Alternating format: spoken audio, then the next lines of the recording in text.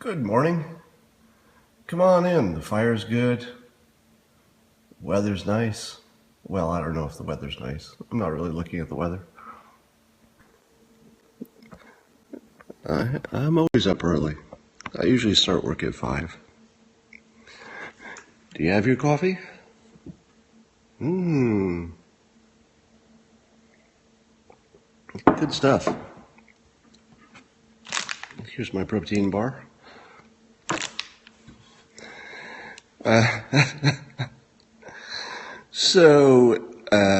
Yesterday I kept seeing little mentions on Twitter and elsewhere about United Airlines pulling some passenger off a jet. And I hadn't seen the video. I didn't know what the story was. And I kept telling myself, I'm going to look at that. And then, something came up and I didn't. And day goes by. And then this morning I thought, well, I better go look at that video because everybody's talking about it. And I can't stop laughing because it's literally the dumbest thing any company ever did. I shouldn't laugh because it's awful.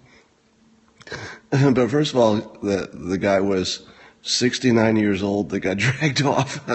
And I'm thinking, all right, how about just for a start, you don't drag the senior citizen off the plane? Secondly, I couldn't tell, but it looked like was he African American or, but he, it just made it worse, whatever it was. He was Asian? Chinese, okay. But that just adds a little flavor to the story that it wasn't some generic white guy. And I'm thinking to myself, there probably wasn't another way to handle it if you wanted that particular guy to leave. But what is the what is the mechanism by which they choose somebody? Do they just choose the person least likely to get off the plane? Do they look at it and say, well, we've got a 69-year-old guy here. I'm sure he'll get off the plane real easily.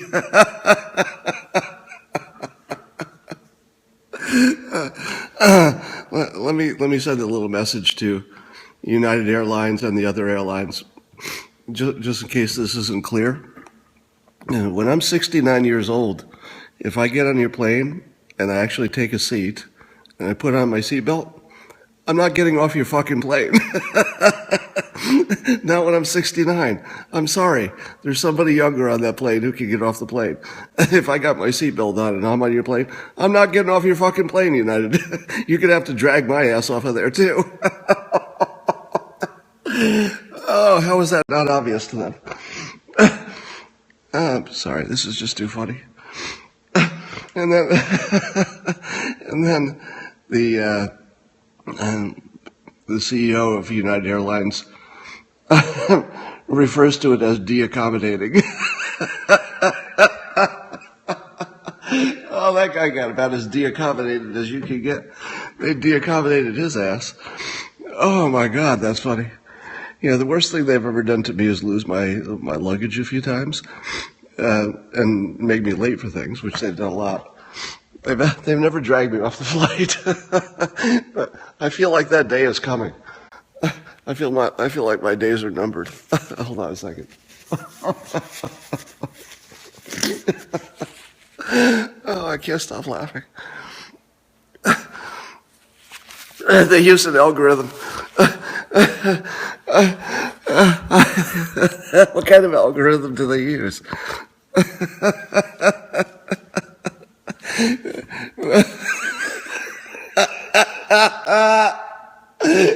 Is it that same algorithm they use to predict global warming? Is it the same? Do they use the same model?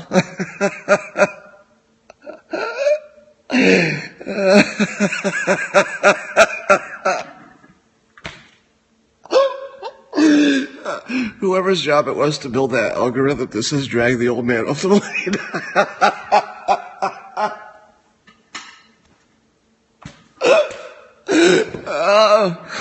Oh, that's too good.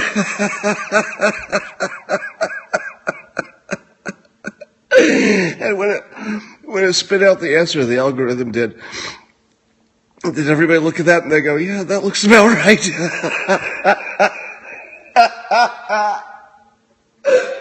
Let's kick the old man off. Let's go for the senior citizen. Oh, God. This is the funniest thing I've seen in years. And the trouble is, I can't even write a comic about this because it's already too ridiculous. You know, the whole point of a comic is you take a normal event and then you exaggerate it. But there's no place to go with this.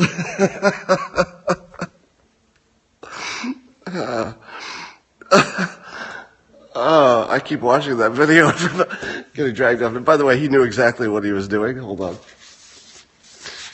Oh, my nose runs when I laugh too much. When he went limp and he just let them drag him off while everybody watched, he knew the cameras were out. That 69-year-old guy, this wasn't his first rodeo, if you know what I mean.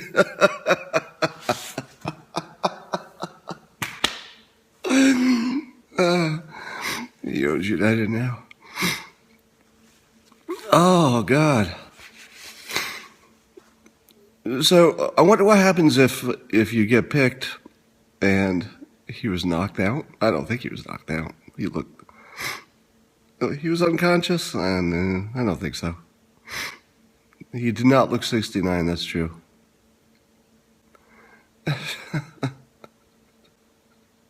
He was unconscious.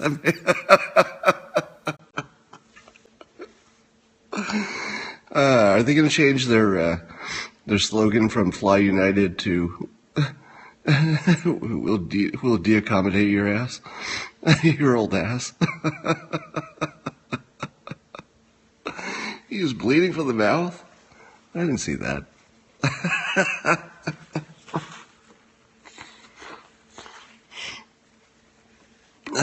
So I also wonder how the rest of that flight went. You know, did anybody ask for extra peanuts, or was everybody just like frightened to death? It's like, would you like something to drink? No, I'm good.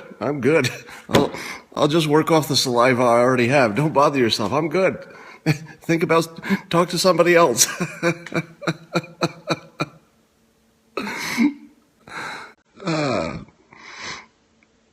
What was the flight movie? Yeah, Fight Club? I don't know.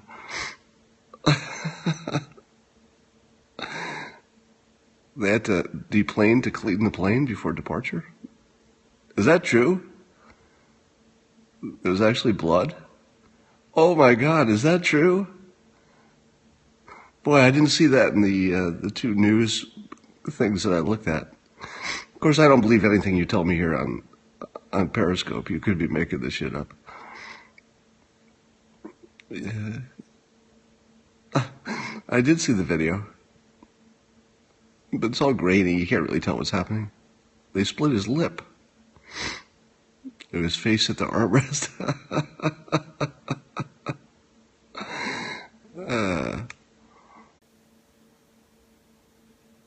Was he? He wasn't an immigrant, was he?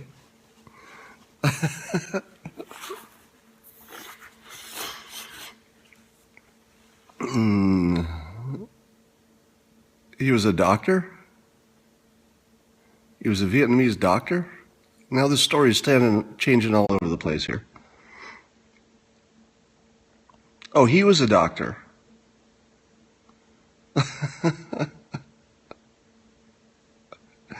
You read to them.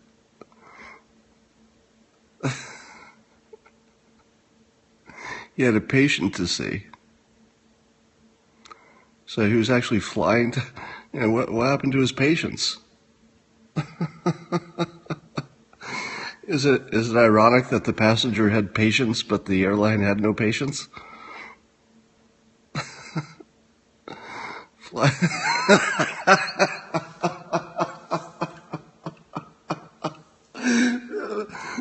Fly the de-accommodating skies.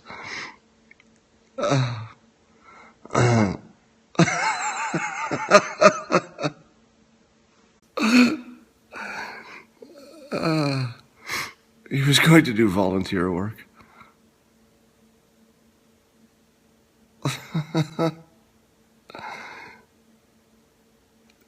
Coming back on the flight. He came back on the flight.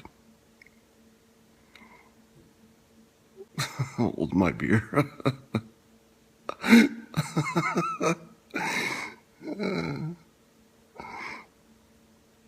Oh, it's reaccommodate, not deaccommodate. Didn't they deaccommodate him before they reaccommodated him?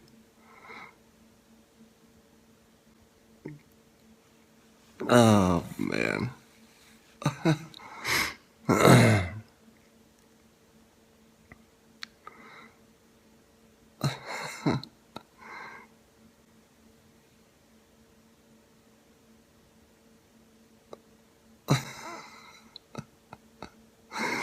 All right. So, some of you saw that the Pulitzer Prize went to Peggy Noonan for her writing about Donald Trump, mostly, in 2016. So congratulations to Peggy Noonan. I just saw that news this morning. Peggy Noonan, Master Persuader Peggy Noonan. That's a name you should know. You can't win the Pulitzer Prize unless you apply for it. I don't know if you knew that, but there's a process. So you have to put together your materials and you have to apply at a certain time, blah, blah, blah. And I actually thought about applying for a while until I realized I didn't want the Pulitzer Prize. So do you know how the Pulitzer Prize is decided? Yeah, who votes? That's the question, right? So here's how the Pulitzer Prize is decided. There's a small group of people that's different in different years, and they get a small group of books, and then they read those books and they say, "Oh, this one looks good. Let's call this the Pulitzer Prize winner." Now they don't obviously a small group of people can't read every book, so they only read the books that are the ones that are submitted, and there's probably some process where they narrow them down. But you can't win unless you submit, and then it's really just the opinion of some small group of people. Yeah. So it's such a small group of people who vote that really, you could take any book and throw it to 100 people, and they would all come up to different answers. So I'm not sure the Pulitzer has. The Pulitzer is the sort of thing I wanted to win until I met one of the Pulitzer judges. Actually, I met a guy whose wife was a Pulitzer judge, and I heard how the process worked, and I thought, what, it's just a bunch of people sitting around reading books and deciding which one they want? I mean, it's basically a book club where they award a prize. And I thought, why is that prestigious? Like, who cares if these 6 people or whatever it is? Who cares what these particular 6 people think is the best book? Why is that important?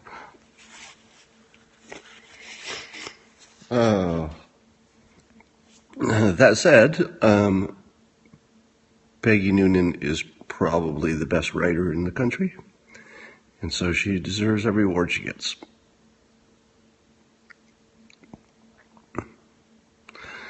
Can I get a video of your brother's reaction to this United deal? It would look a lot like mine, I'm pretty sure.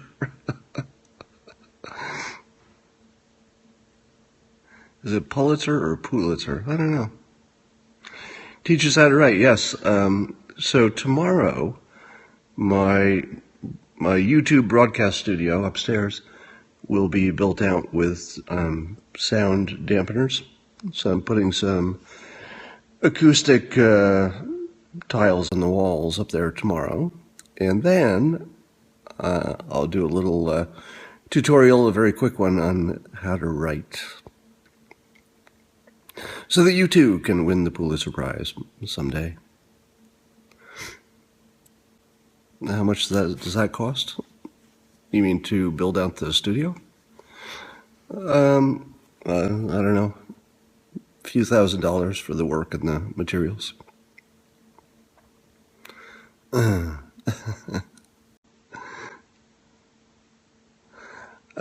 Was SNL about me? So some people pointed me to the Saturday Night Live segment in which there was a guy named Scott who just sits on a couch and tweets things and tries to change the world.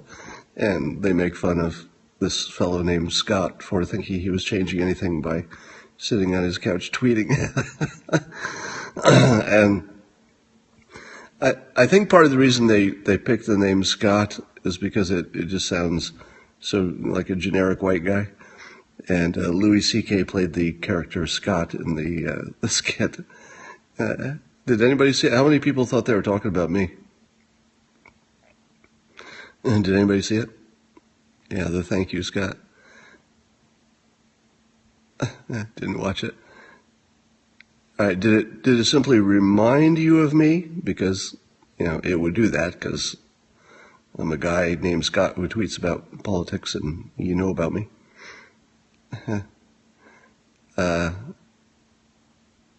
Nope. Didn't see it. Yeah. I think it was just a generic name, as far as I can tell.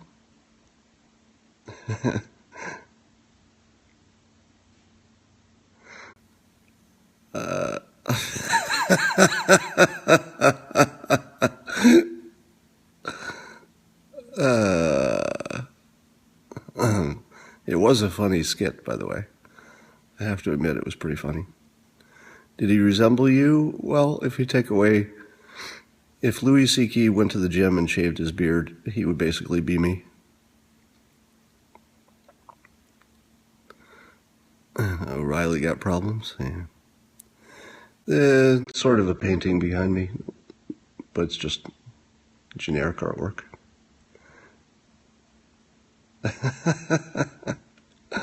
Yeah.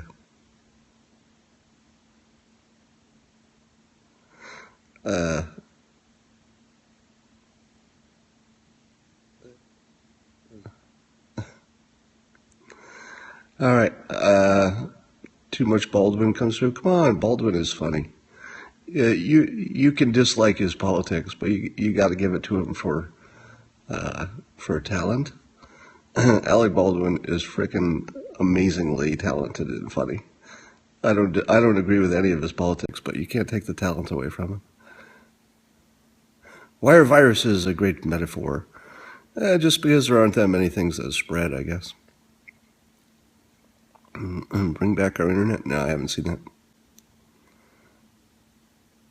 System for writing? I will be teaching you that system probably within the next week as soon as my YouTube studio gets built out.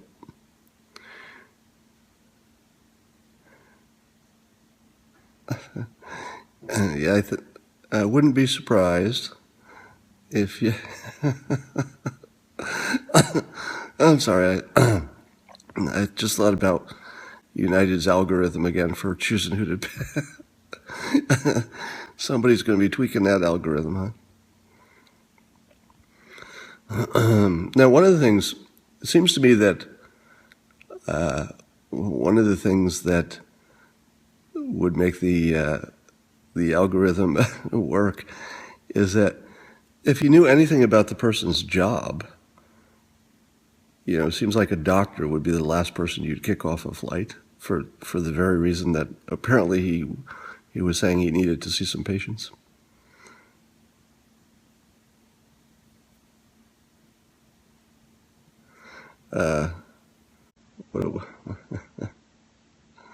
And they knew his age, yeah. You know what I'll bet it is? I'll bet their algorithm, as they call it, does little more than decide how many times that particular patient has flown on United Airlines. How much you want to bet their so-called algorithm is nothing but determining which which passengers have given them the most money. I'll bet the people with the most United miles didn't get kicked off. Don't you think he usually flew other airlines and he was just on United rarely? And they said, well, this guy's not going to fly with us much. It won't cost as much to get rid of him. Yeah, I'll bet that's what their algorithm says. Algorithm, my ass.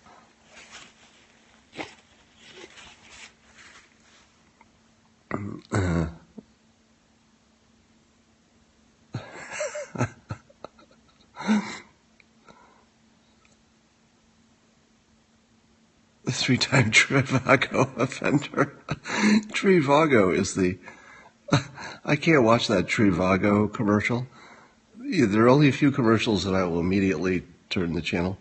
I always turn the station if there's any kind of a medical commercial, because I don't want to hear all the problems I'm going to have if I take their medicine.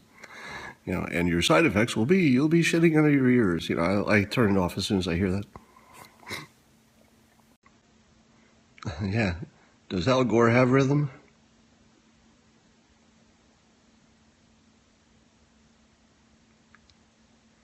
Secret escapes? What's that mean? Yeah. Did you notice that all those people who were complaining about the old guy being dragged off the plane, you didn't see any of them volunteering, did you? Nobody stood up and said, I am Spartacus. Take my seat. Leave the senior citizen who's just trying to make the world a better place. Nope. They all sat on their fat asses and watched United Airlines drag him out. The world has no heroes. Yeah. Did you see all the women in the aisle seats going, my God, what are you doing? My God, this is wrong. You didn't see them jumping up and saying, oh, you can have my seat. I didn't see anything like that, did you? So they were offering $1,000 to get off a 4-hour flight. They probably have some kind of a rule about how high they can go. And maybe $1,000 is just the limit. Because they've probably gamed it out. I'll bet they've actually done tests where they found that if you can't get somebody for $1,000, you're sort of not going to get anybody. $1,350 is... Oh, it's capped at $1,350?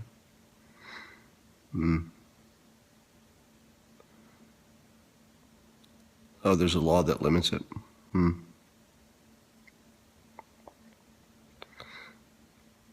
Cialdini wrote about it. He wrote about this situation or about... No, he wrote about it generically, right? Would you have gotten off? Oh, that's a good question. Would I have gotten off the flight if they asked me to? I guess so, because once they've made up their mind, it's not like it's going to change, right? I mean, you saw what happened. I would not have expected it to go well if I had refused to get off the flight. But I'm pretty sure I could have done a better job of negotiating. So his problem was not that they took him off. His problem is he wasn't engaging them, in any kind of a persuasive way. Now, I don't think it probably wouldn't have made a difference because the people doing the dragging are not the people who could make decisions. But he certainly could have said, can you tell me what will happen if you take me off? Can you offer me more money? He could have said, look, you can drag me off or you can give me $3,000. Or how about, excuse me, sir. I know you're going to drag me off the flight. Before you do, could you just ask your supervisor if they would go to $5,000? Because my trip is unusually important. I'm going to see people, and I'm not sure if other people have as much going on as I do. But for $5,000, I'll go quietly. For $1,000, you're going to have to drag me off the flight in front of cameras. Can you talk to your supervisor and just see if they'll approve a $5,000 flight? Now, if you said that to them, would the guy say, no, I'm going to drag you off right now?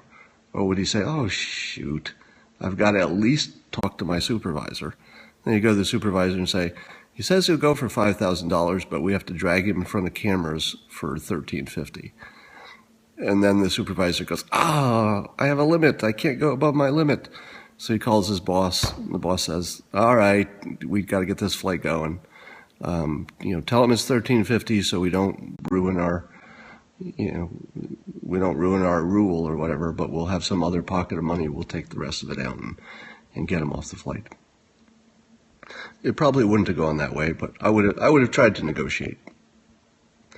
If you think about it, the guy who got dragged actually had all of the leverage because he was willing to be dragged. If you're not willing to be dragged, you don't have any leverage. But this guy apparently was willing to be dragged, so he had all of the negotiating leverage. He just didn't use it.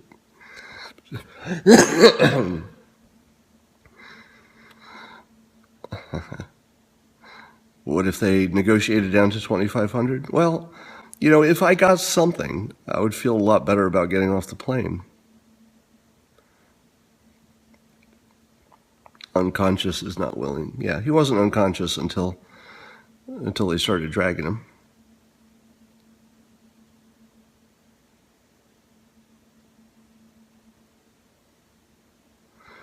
Watch Tucker for a somber report on it.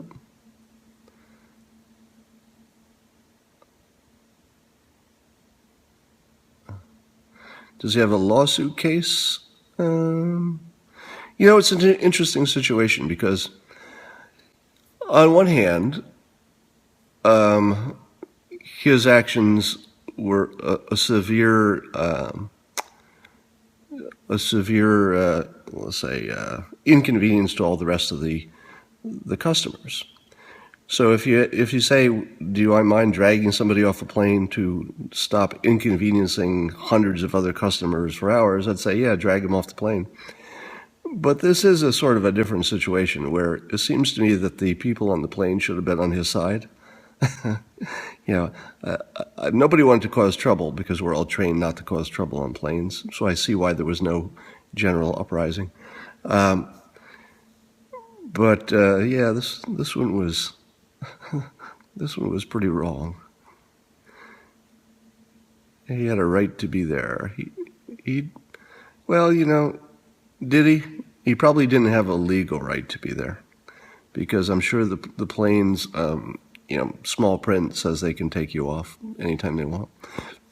My guess is that even though he bought a ticket, he did not have a legal right to be there under the situation that they've asked him to deplane.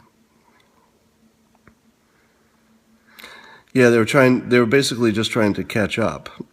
Now, was there no other way to get that crew there? Well, yeah, no one has a right to be on somebody's airplane.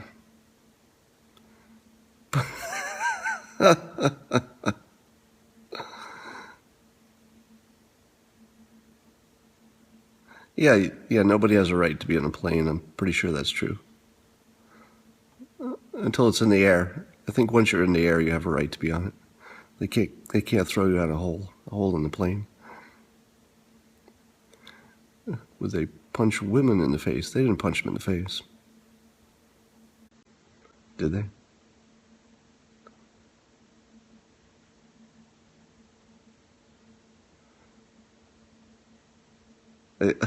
Yeah, isn't that funny? I wonder if they got his. I wonder if they got his luggage to him. All right, I'm gonna go do something else. This was fun. Thanks for the laugh. I'll see you guys later.